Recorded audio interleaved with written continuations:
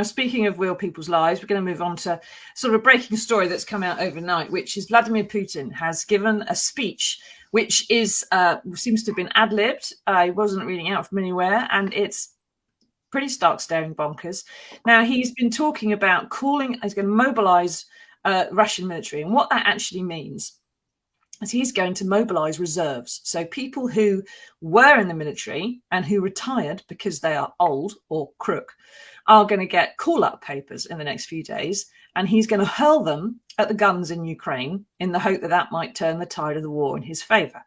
Now, that means, Alison, that about 300,000 Russian families are going to get call-up papers in the next day or so, and that may not go down too well with them.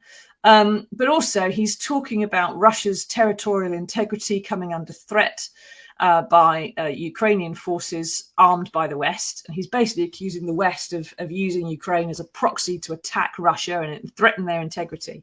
And under his how can I put it, his code in his plans for the only time he would actually use nuclear weapons, it's when there is a threat to Russian national integrity. And so it's being taken by the West as a very desperate, cornered man who is losing, firstly, calling up old retired soldiers and killing them because he's killed all the young ones already, but then also threatening to use nukes on his way out the door.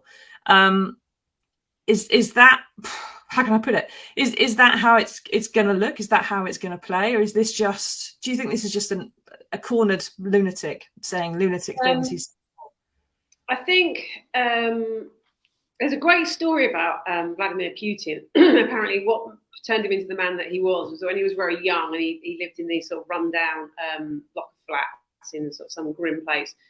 And he was chasing these rats around, and there's got this rat into a corner, and then the rat turned on him and sort of went for him. And it made him realise that however big you are, a cornered animal is really dangerous, and that his view from that point onwards apparently is that you've got to be strong, you've got to be fighting back, you've always got to keep fighting. And there's a funny sort of parallel there with where he is now, because increasingly he's starting to look like that rat in the corner, not the big bloke.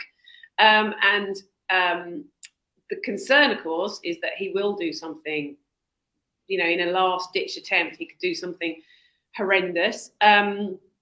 I think what's interesting is what the people around him are going to do. So there's been a lot of talk in the past about, will the oligarchs rise up and force him out of power, or, the big business people.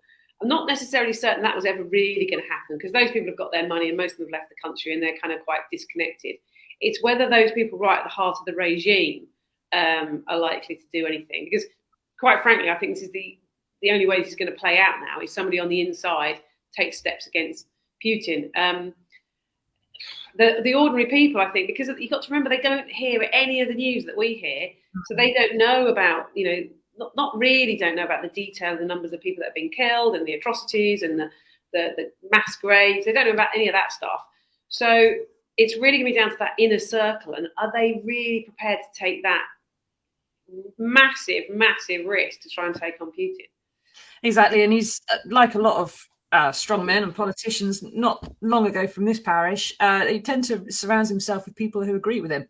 And so therefore they're perhaps not going to dissent and see the reason for dissent. There was one guy on Radio 4 this morning talking about launching nukes at Britain, and that everyone else was going to die but no one in Russia. Seems to fundamentally misunderstand the concept of fallout or wind. So that's not necessarily going to work. And Leslie says, any idea he'll take Putin's place?